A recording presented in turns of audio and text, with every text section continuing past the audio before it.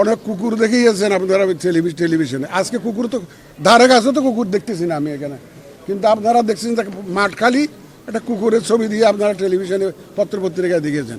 আজকে কুকুর তো খুঁজেও পাবেন না আপনারা, সব মানুষ আর মানুষ। আমি অত্যন্ত আনন্দিত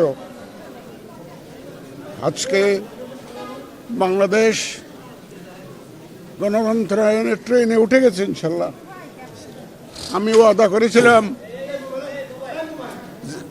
যে একটা ফেস্টিভ মুডে আমরা একটা ইলেকশন জাতিকে উপহার দিব। আপনারা দেখেছেন এই কয়দিনে ঈদের দিনের মতো, ঈদ উল ফিতর বা ঈদ উল আজহার মতো মানুষ ট্রেনে, বাসে, লঞ্চে, গ্রামে গঞ্জে চলে গেছে ভোট দেওয়ার জন্য। ঈদের আমেজ আমি আমার নিজের গ্রামে এবং বিভিন্ন জায়গায় আমি কথা বলেছি, গ্রামে গঞ্জে মানুষ উৎসবের আনন্দে মেতে উঠেছে। তারা অনেক দিন পরে ভোটের যে একটা পেপসোডেন্ট চার্মি চেক 12 ঘন্টা জীবাণুদের সাথে লড়াই করে দিবে ডায়াবেটিস থেকে সর্বাধিক সুরক্ষা। আমেজ যে সৃষ্টি হয়েছে, সবাই যে এখন ভোট দিতে পারবে, এই আনন্দ তাদেরও উদ্বেলিত করছে।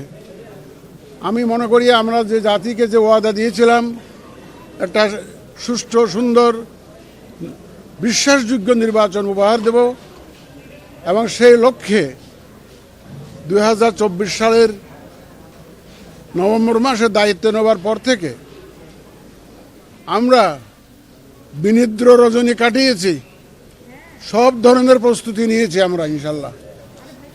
আপনাদের সবার সহযোগিতা, আমি এতগুলো সাংবাদিক দেখে আমি অত্যন্ত আনন্দিত, কারণ আপনারা হচ্ছেন থার্ড আই। আমি ঘরে বসে সব দেখতে পাবো না, আমরা আপনাদের চোখ দিয়ে দেখতে চাই। আমি সকালে উঠে বিভিন্ন টিভি চ্যানেলগুলো চেক করেছি, কারণ আমার কাছে এমন কোনো মেকানিজম নাই যে গ্রামে গঞ্জে পৌঁছে যাওয়ার, আপনাদের মাধ্যমেই আমার পৌঁছাতে হয়। আমি চেক করেছি সারা দেশে ইনশাল্লাহ সুষ্ঠু সুন্দর নির্বাচন হচ্ছে। এ পর্যন্ত 2-1টা জায়গায় কেন্দ্রের বাইরে একটু সামান্য গোলমাল হলেও এগুলো ইমিডিয়েটলি এগুলোর সমাধান করা হয়েছে। এবং আমি অত্যন্ত আনন্দিত, ঠাকুরগাঁয়ে কেন্দ্রের মাঠে জামাতের একজন লিডার, পাশে একজন বিএনপির লিডার পাশাপাশি দাঁড়িয়ে সাংবাদিকদের সাথে কথা বলছে, হাসি মুখে কথা বলছে। এইটা অত্যন্ত আনন্দ। এটাই তো গণতন্ত্রের সৌন্দর্য, এটাই গণতন্ত্রের সৌন্দর্য। আমরা চাই বাংলাদেশ যে গণতন্ত্রের ট্রেনে উঠে গেল, এই ট্রেন ইনশাল্লাহ গন্তব্যস্থলে পৌঁছাবে আপনাদের সবার সহযোগিতায়। আপনারা জানেন 2026 সালে সারা বিশ্বে সবচাইতে বড় একটা নির্বাচন দিচ্ছে বাংলাদেশ। এত বড় নির্বাচন আর 2026 সালে কোথাও হয় নাই।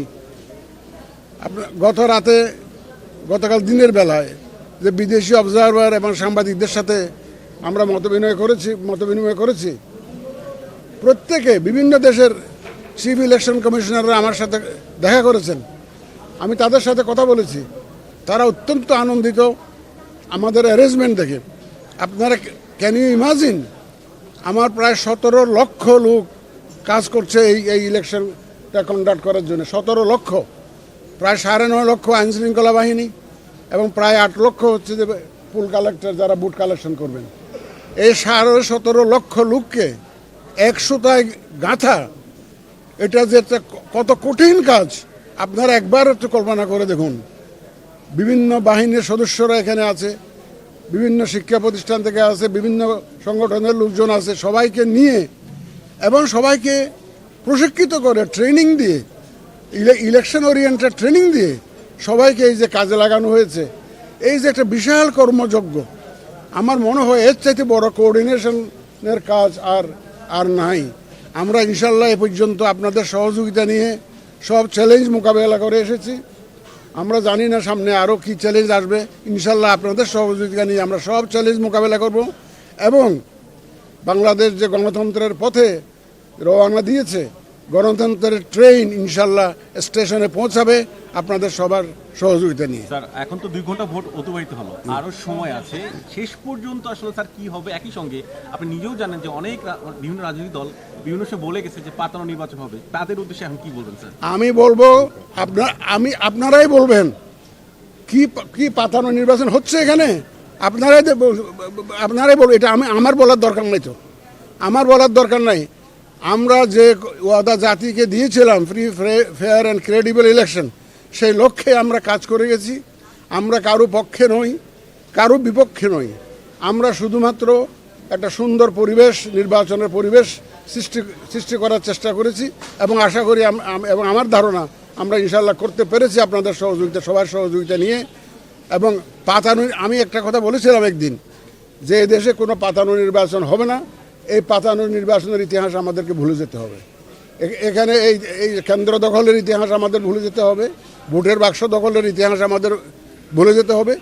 দেখেন, 127 মিলিয়ন ভোটার্স ইন্টু 2, কারণ একটা রেফারেন্ডাম আছে, 254 মিলিয়ন ব্যালট পেপার আমাদেরকে ছাপাতে হয়েছে। এই ব্যালট পেপার যথারীতি বিভিন্ন কেন্দ্রে পৌঁছাতে হয়েছে। বিষয়টা একবার ভাবুন আপনারা, কত বড় জাইগান্টিক একটা টাস্ক আমাদেরকে কাঁধে নিতে হয়েছে।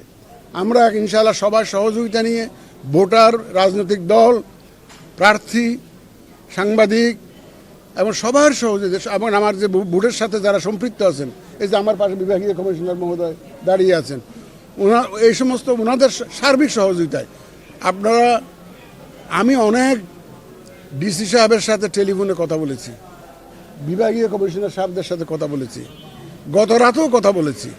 এটা আমার শিডিউলের বাইরে, আমি শুধু খোঁজখবর নেওয়ার জন্য, যাতে বুঝে যে সিইসি ইজ মনিটরিং হিমসেলফ। এই জন্য আমি ডিআইজিদের সাথে কথা বলেছি, অনেক ডিসির সাথে কথা বলেছি, শুধুমাত্র একটা ইনস্ট্রাকশন দিয়েছি। আমাদের মাননীয় বিভাগীয় কমিশনার সাহেব আছেন এখানে আমার পাশে, সাক্ষী দিবেন উনি, নাহলে কিন্তু হাসরের দিন দায়ী থাকতে হবে।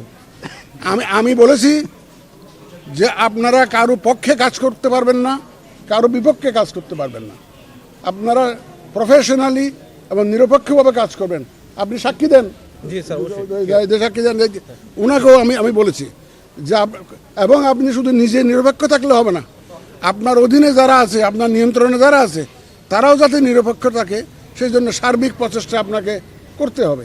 এবং আশা করি ইনশাল্লাহ, দেখেন 17 লক্ষ লোককে 100টায় গাঁথা, আমি আগেই বলেছি, অত্যন্ত জটিল একটা কাজ।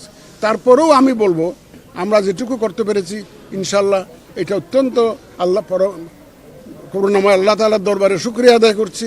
উনি আমাদেরকে, আমরা অসুস্থ হয়েও যেতে পারতাম, যে পরিমাণ কাজ আমাদেরকে করতে হয়েছে। আল্লাহ তাআলা আমাদেরকে এ পর্যন্ত সুস্থ রেখেছেন এবং আমরা সবসময় আল্লাহ তাআলার সাহায্য চেয়েছি, আমরা যে হেফাজত করুন।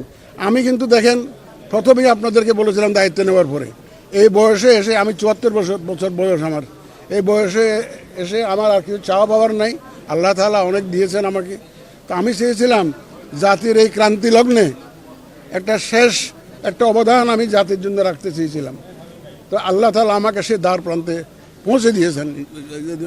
এখন বাকিটা ইনশাল্লাহ সুন্দরভাবে, একদম সুন্দর সফলভাবে সমাপ্ত হবে, এই আস্থা আমার আছে। আজকে আর কথা বলি না, আমাকে আরো কয়েকটা সেন্টার যেতে হবে। গতকালকে রাতে একটা বিষয় দেখছি যে, বিশেষ করে সামাজিক যোগাযোগ মাধ্যমে দুই প্রধান রাজনৈতিক দলের সমর্থকদের মধ্যে এক ধরনের গুজব বা সৃষ্টি হচ্ছে, এটার প্রভাব আজকে নির্বাচনে পড়বে কিনা?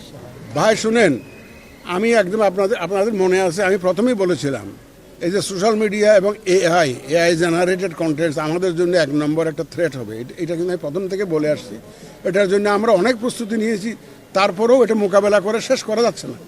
সেদিন ক্যানাডিয়ান হাই কমিশনার আসছিলেন, তো বলে যে ভাই, আমাদের নির্বাচনও আমরা এটা ট্যাকেল করতে পারি নাই। এর মোর দেন 50% এগুলো উৎস হচ্ছে বর্ডারের বাইরে, আমাদের দেশের বর্ডারের বাইরে, যার উপর আমাদের কোনো নিয়ন্ত্রণ নাই।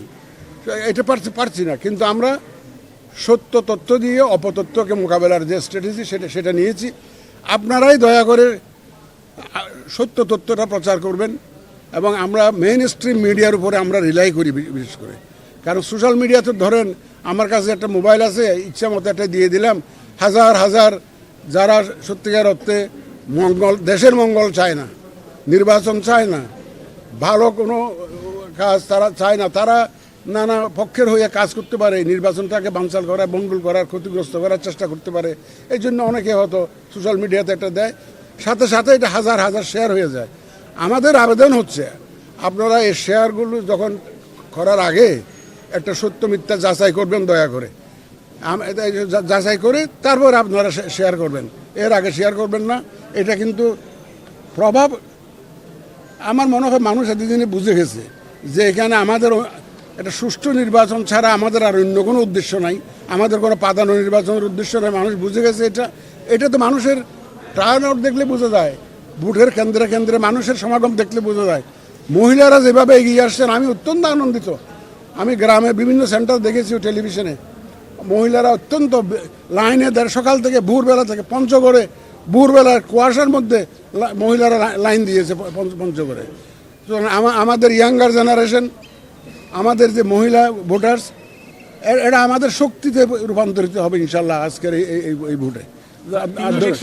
ইসির উপর আস্থা ছিল না, এই নির্বাচনের মাধ্যমে কি আস্থা ফিরে আসবে? নির্বাচন কমিশনের উপরে আস্থা ইতিমধ্যে ফিরে এসছে, নাহলে এত লোক আসতো না। ইতিমধ্যে আস্থা ফিরে আসছে, বড় দলগুলো তো আস্থা রেখেছে, মুখে যায় বলুক না কেন। আস্থা না রাখলে তো আপনারা অতীতের নির্বাচন দেখেছেন। আজকে যে আপনারা যে এতগুলো ক্যামেরা নিয়ে হাজির হয়েছেন, আমাদের উপর আস্থা আছে বলেই তো হাজির হয়েছেন, নাহলে আগে তো আপনারা অনেক কুকুর দেখিয়েছেন আপনারা টেলিভিশনে। আজকে কুকুর তো ধারে কাছে তো কুকুর দেখতেছি না আমি এখানে, কিন্তু আপনারা দেখছেন মাঠ খালি একটা কুকুরের ছবি দিয়ে আপনারা টেলিভিশনে পত্রপত্রিকায় দেখিয়েছেন। আজকে কুকুর তো খুঁজেও পাবেন না আপনারা, সব মানুষ আর মানুষ।